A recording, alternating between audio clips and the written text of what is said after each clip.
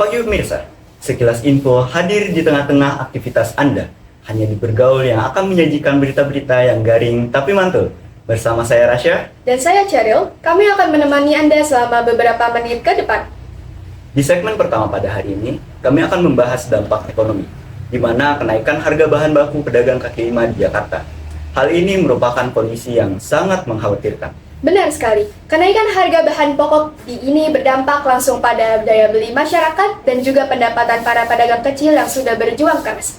Laporan langsung dari lapangan telah kami terima dari salah satu reporter kami, Radisha. Radisha, bisakah Anda memberikan gambaran terkini? Selamat pagi pemirsa, saya Radisha melaporkan langsung dari lapangan. Di sini saya sudah bersama dengan salah satu pedagang kaki lima. Bapak boleh saya wawancara sebentar? Saya dari Bergaul TV. Boleh tahu nama dan usaha Bapak apa? Daryono, mie ayam Sidodadi. Ini Pak, belakangan ini harga bahan pokok itu mulai naik secara signifikan, seperti bawang, daging ayam, dan minyak. Nah, itu bagaimana dampaknya terhadap usahanya ya Bapak? Ya lumayan sih untuk kalau kenaikan harga sih berpengaruh kayak moda. Apakah itu dari motor atau ada faktor lain yang kenaikan harganya? Pengiriman Kalau begitu, apakah pembeli masih tetap berada di sini atau mulai beralih ke tempat yang lain, Pak? masih. Terima kasih Bapak atas penjelasan dan waktunya. Itu dia pemirsa, penjelasan dari pedagang kaki lima yang merasakan dampak kenaikan harga bahan pokok secara langsung. Saya Radisha, kembali ke studio. Terima kasih Radisha atas informasinya. Kita akan terus memantau perkembangan situasi ini dan memberikan informasi kepada pemirsa. Baik, selanjutnya mari kita beralih ke berita segmen selanjutnya. Belakangan ini, kami soroti fenomena yang kian mengkhawatirkan, di mana meningkatnya kasus kenakalan remaja di berbagai daerah di Indonesia. Benar sekali, mulai dari aksi tawuran antar pelajar, pengguna narkoba hingga tindakan kriminal seperti pencurian dan penuntungan. Semuanya menunjukkan bahwa tantangan dalam membina generasi muda kian kompleks. Laporan langsung kami terima dari rekan kami Husein untuk mewawancarai seorang narasumber terkait kenakalan remaja. Kepada Husein, kami silahkan. Selamat siang pemirsa, saya Husein Abdillah melaporkan maraknya kenakalan remaja yang terjadi di lingkungan sekitar. Beberapa kasus seperti merokok, tawuran, serta perundungan yang terjadi di lingkungan sekitar. Ini telah menjadi perhatian serius. Sekarang kita langsung bertemu dengan salah satu narasumber kita yang telah hadir di sini. Halo Bapak, selamat siang. Ya. Dengan Bapak siapa? Bapak tinggalnya. Boleh minta waktu sedikit Pak untuk mewawancarai tentang kenakalan remaja? Oke, pertanyaannya tentang remaja. Saya ingin bertanya Bapak, pandangan Bapak dan pendapat Bapak, apa penyebab utama terjadinya kenakalan remaja di lingkungan sekitar? Biasanya mereka itu pergaulan bebas, nongkrong, kebanyakan seperti itu ya. Seharusnya nongkrong ya Pak? Nongkrong, kumpul kita nggak jelas lah. Itu jadi salah satu faktor utama terjadinya kenakalan remaja. Iya.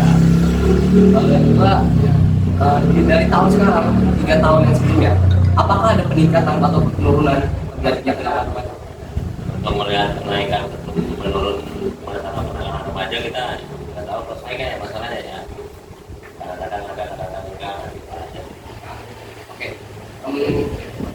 Menurut Bapak dan saran dari Bapak, apa solusi untuk mengatasi terjadinya kenakalan remaja agar dapat diatasi lebih baik lagi? Nah, pertama yaitu orang tua lah yang lebih utamakan orang tua kan ke anak itu diberi bimbingan lah pada anaknya kan gitu. Kedua, yang kurangi mereka itu ada nongkrong-nongkrong yang tidak yang kurang baik ya apa itu kan gitu. Mendingan kegiatan apa gitu dilakukan, Kegiatan yang lebih positif ya dari kegiatan yang positif gitu. Baik, terima kasih Bapak atas waktu dan kesempatannya melaporkan kembali ke TV Bergaul. Terima kasih Husein atas laporannya. Kami akan terus memantau kasus ini dan akan melaporkannya kepada pemirsa.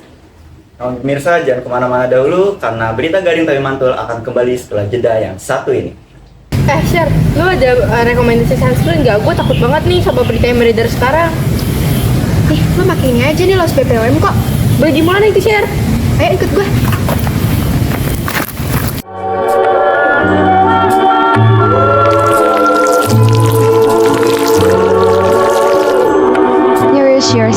sensitive skin. Bi, kan udah Bi. Udah gua, mau belum? Tunggu. Panas banget, demi Allah dah. Panas banget demi Allah. Gua tahu kan yang seger-seger kan. Apaan? Nih Ken. Ini apaan? Gue minum ya.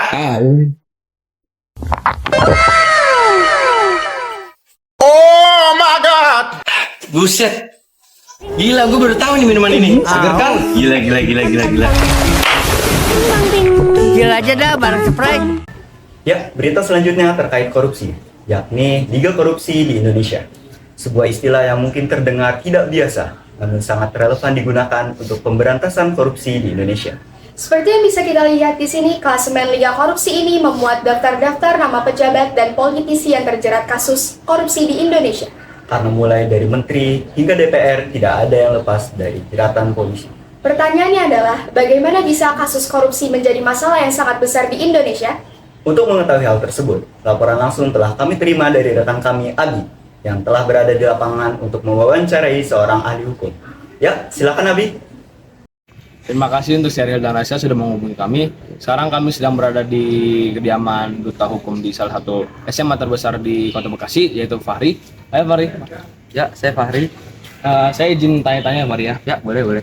Apa tanggapan Fahri sendiri tentang kasus yang viral di Indonesia, yaitu plasma Liga Korupsi di Indonesia?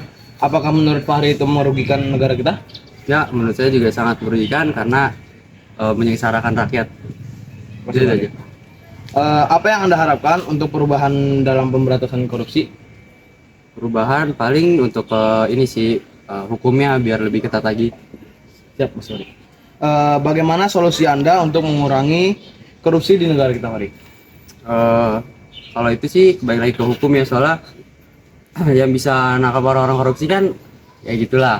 Jadi yang paling yang diperkuat hukumnya aja sih. Oke, makasih Pak Mas Fahri. Oke, saya Abia kembali ke studio. Terima kasih.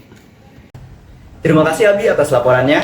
Kita akan terus memantau perkembangan berita ini dan memberikan berita terbaru kepada pemirsa. Kita berlanjut ke segmen berita selanjutnya. Baik pemirsa, kebanggaan kembali meliputi tanah air, khususnya bagi warga di Kota Bekasi. Setelah berlaga membawa nama Indonesia di ajang internasional, seorang pemain basket akhirnya pulang ke kampung halamannya. Suasana haru dan penuh semangat menyambut kedatangannya, karena ia telah berhasil mengharumkan nama bangsa. Untuk lebih mengetahui kondisi penyambutan di sana, kami sudah terhubung dengan salah satu presenter kami, Kalila. Silakan Kalila. Ya, terima kasih Sheryl dan Rasya. Sekarang saya sudah berada di tempat kediaman Kenzi. Selamat pagi Kenzi. Selamat pagi juga Ibu.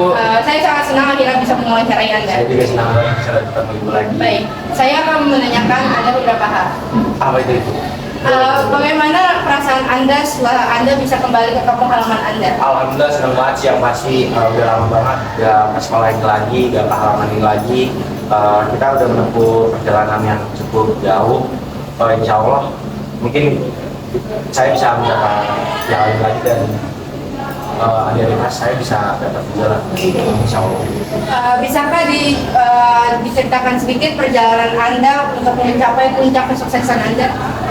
Untuk perjalanannya yang pasti susah mudahnya itu kan pasti ada ya. Yang pasti kita harus semangat latihan, pantang menyerah, dan yang pasti doa orang tua sih. Apa rencana Anda selanjutnya sebaiknya? Yang pasti kalau rencana saya, insya Allah saya bakal bisa mendapatkan medali yang lebih lagi dan membanggakan kedua orang tua saya juga. Terima kasih banyak atas waktunya. Terima kasih juga. Amin. Nah, itu dia penjelasan dari salah satu atlet kebanggaan Indonesia. Saya Kalila pamit undur diri. Terima kasih kembali ke studio. Baik Kalila, terima kasih atas informasinya. Demikian pemirsa berita bergaul pada hari ini. Saya Rasya. Saya Sheryl. Kami pamit undur diri. Terima kasih.